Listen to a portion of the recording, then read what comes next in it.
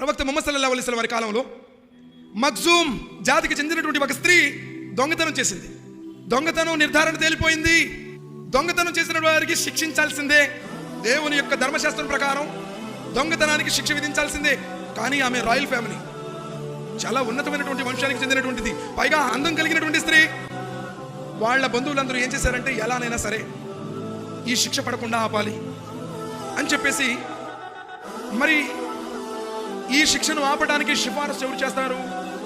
ప్రవక్త ముహమ్మద్ సల్లల్లాహు అలైహి వసల్లం వారికి అందరికంటే ఎక్కువ ఇష్టడు జైద్ కుమారుడు ఉసామా రదియల్లాహు తఆలా. ఆయన దగ్గరికి వెళ్ళారు. అయ్యా, ఏదో ఒకటి చేసి ఈ స్త్రీకి ఆ శిక్ష పడకుండా చెయ్యని చెప్పారు. జైద్ కుమారుడు ఉసామా రదియల్లాహు తఆలాను నబీ సల్లల్లాహు అలైహి వసల్లం వారి దగ్గరికి వెళ్ళారు.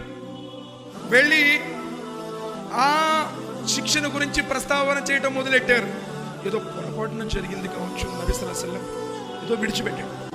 నబీ సల్లల్లాహు అలైహి వసల్లం వారు వెంటనే, ఉసామా, సర్వోన్నతుడైనటువంటి ఆ సృష్టికర్త మానవ సంక్షేమం కోసం ఏర్పాటు చేసినటువంటి ఒక శిక్షను గురించి నీవు నాతో సిఫారసు చేయడానికి వచ్చావా అని వెంటనే ప్రజలందరినీ కూడా సమీకరణ చేసి ఆ యొక్క ప్రజలతో ఆయన ఇచ్చినటువంటి సందేశం ఏంటో తెలుసా? నా జాతి జనులారా, మీకు పూర్వం గతించినటువంటి జాతులు ఎందుకు నాశనం అయిపోయాయో తెలుసా? వారిలో ధనవంతులు, పలుకుబడి ఉన్నవారు తప్పు చేస్తే వారిని శిక్షించేవారు కాదు, పేదవారు, బలహీన వర్గాల వారు చేస్తే శిక్షించేవాళ్ళు. లవన్న ఫాతిమతన్ బింతే ముహమ్మద్, నా జాతి జనులారా వినండి, ఒకవేళ నా ముద్దుల కుమార్తె, నా గారాల పుత్రిక ఫాతిమా అయినా సరే ఈ దొంగతనం చేసి ఉంటే ఆమెను కూడా నేను శిక్షించి ఉండేవాడిని.